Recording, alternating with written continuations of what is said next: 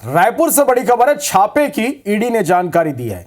ED ने अपने x post के जरिए जानकारी साझा की है।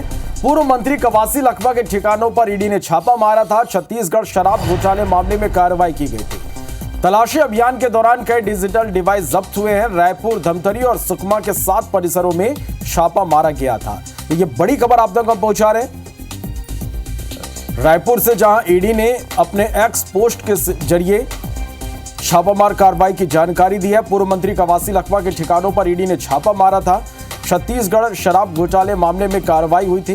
तलाशी अभियान के दौरान कई डिजिटल डिवाइस जब्त किए गए हैं। रायपुर, धमतरी और सुकमा के 7 परिसरों में छापा मारा गया था।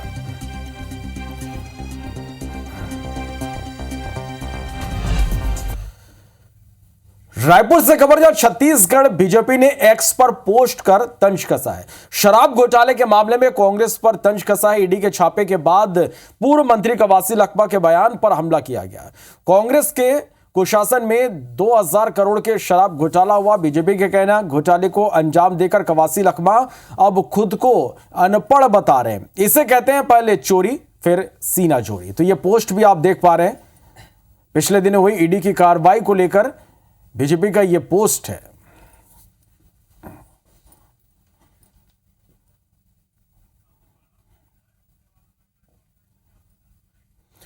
चलिए, तो आपको बता दें कि पूर्व मंत्री कवासी लखमा के घर ईडी ने दबिश दी। कई डिजिटल डिवाइस जब्त हुए हैं। ईडी ने पोस्ट कर इसकी जानकारी दी। पूर्व मंत्री कवासी लखमा ने क्या कहा था, यह आपको एक बार पहले सुनवाते हैं।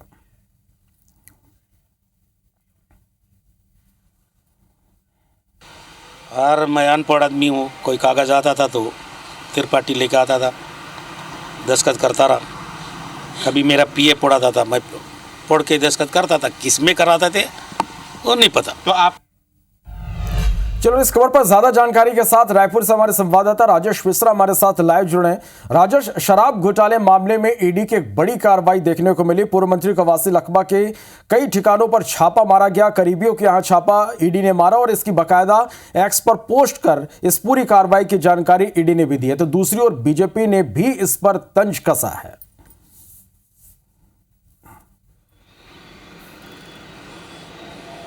जी बिल्कुल, अगर हम बात करें तो 3-4 दिन पहले ईडी ने शराब घोटाले के मामले में एक बड़ी कार्रवाई की थी, जिसमें जो पूर्व आबकारी मंत्री हैं कवासी लखमा, उनके बेटे हरीश लखमा, इसके अलावा उनके जो सहयोगी हैं, उनके ओएसडी हैं, उनके बेटे के जो करीबी हैं नगर पंचायत अध्यक्ष सुकमा, उनके घर, तमाम लोगों के यहाँ करीब 7 जगह छापेमारी की थी, जिसमें रायपुर, धमतरी और सुकमा में थी। और उस छापेमारी के दौरान कवासी लखमा, उनके बेटे के यहाँ से, उनके सहयोगियों के यहाँ से बहुत सारे दस्तावेज, इलेक्ट्रॉनिक डिवाइस, तमाम चीज़ें बरामद हुई थी। और उसमें से शराब घोटाले को लेकर बहुत सारी महत्वपूर्ण जानकारियां भी ईडी के हाथ लगी है। और ये खबर हमने 3 दिन पहले ही यहाँ पर दिखा दी थी। आज ईडी ने इस मामले में एक्स पर पोस्ट करके इसकी जानकारी दी है। वहीं अगर हम बात करें तो इस पूरे मामले को लेकर जो पूर्व आबकारी मंत्री कवासी लखमा का जो बयान आया है, जिसमें उन्होंने कहा है कि वो अनपढ़ हैं और ये जो उनके जो विभाग के जो अफसर हैं एपी त्रिपाठी और उनके जो पीए हैं, जिस कागज में सिग्नेचर कराते थे उसमें वो कर देते थे।